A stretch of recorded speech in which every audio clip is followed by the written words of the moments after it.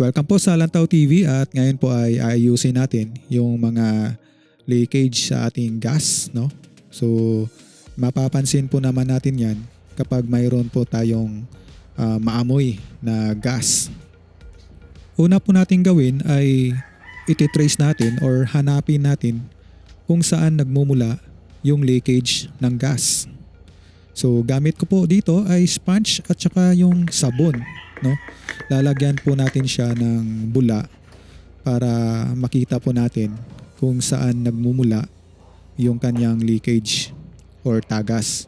Kung dito nga ba sa itaas or dito lang sa ibaba. Kapag mayroon tayong naaamoy na gas, so ganito po yung ating gawin. So makikita naman po yan kapag mayroong tagas. So heto po siya. Mayroon po siyang bula, no? Malaki po yung bula, meaning dito nagmumula yung kanyang tagas. So ayan, no? So hanapin natin dito kung saan nagmumula yung kanyang tagas dito. So ayan, pansin nyo naman na malakas, no? Malakas yung kanyang tagas dito. So madaling maubos yung ating gas kapag ganito at saka delikado pa. Bago po tayo bumili ng regulator ay titingnan natin yung kanyang rubber dito sa nozzle ng ating tangke. Mahal din kasi yung ating regulator, umaabot siya ng mga 500 pesos. Kaya check muna natin yung rubber niya sa loob.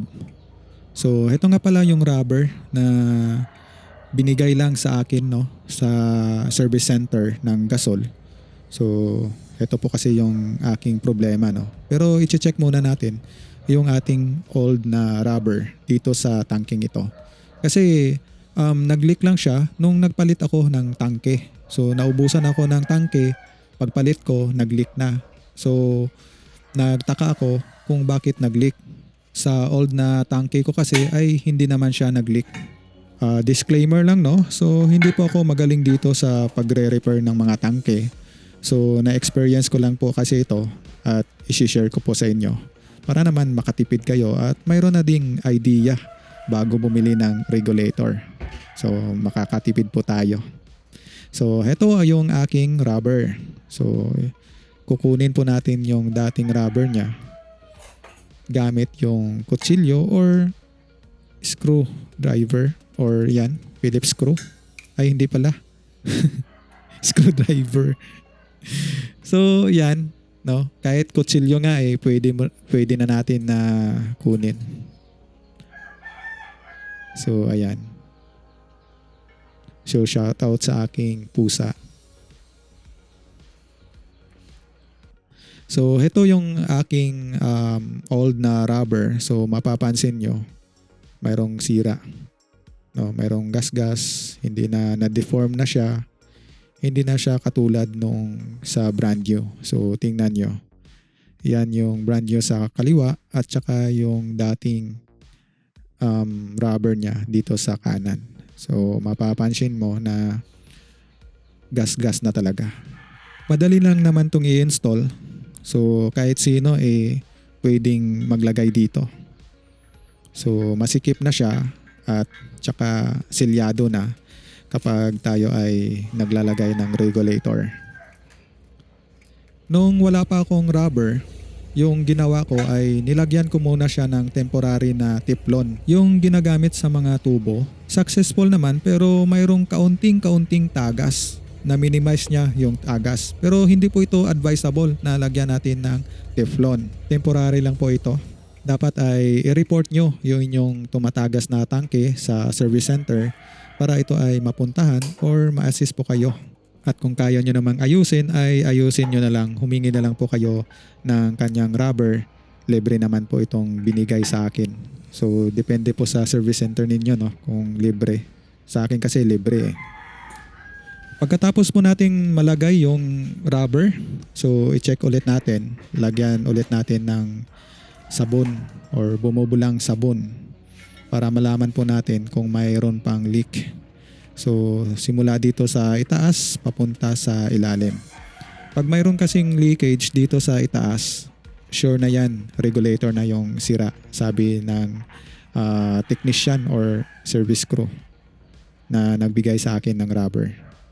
So ayan, wala naman siyang tagas sa itaas. At dito sa ilalim, nawala na yung tagas niya. Paalala lang ay dapat yung ating mga tangke ng mga gas stove ay naka-ventilated.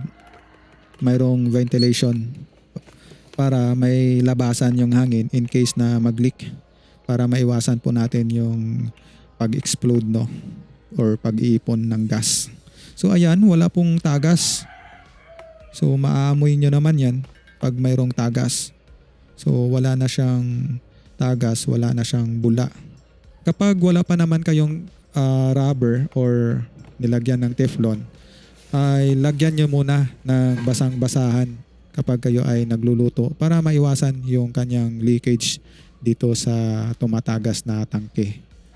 So basang-basahan lang po yung inyong ilagay. Pagkatapos ay kung hindi naman ginagamit yung inyong gas stove, ay pwede nyo po itong i-off muna para maiwasan po natin yung sunog at yung pagkaubos ng ating LPG. At kung malakas talaga yung kanyang leak, no, yung pagtagas, at kahit walang regulator ay tumatagas pa rin, ilagay lang po natin ito sa bakanting lote para maubos po yung ating laman ng LPG. At humingi po tayo ng tulong sa mga gas distributor po natin like Gasol, Solane, Pricey Gas, sa first responder kung kayo ay natatakot na galawin yung tangke. Sana ay nakatulong itong video ito sa inyo, at ito po yung Lantaw TV. I-click lang po yung subscribe para sa mga bagong videos natin. Maraming salamat po.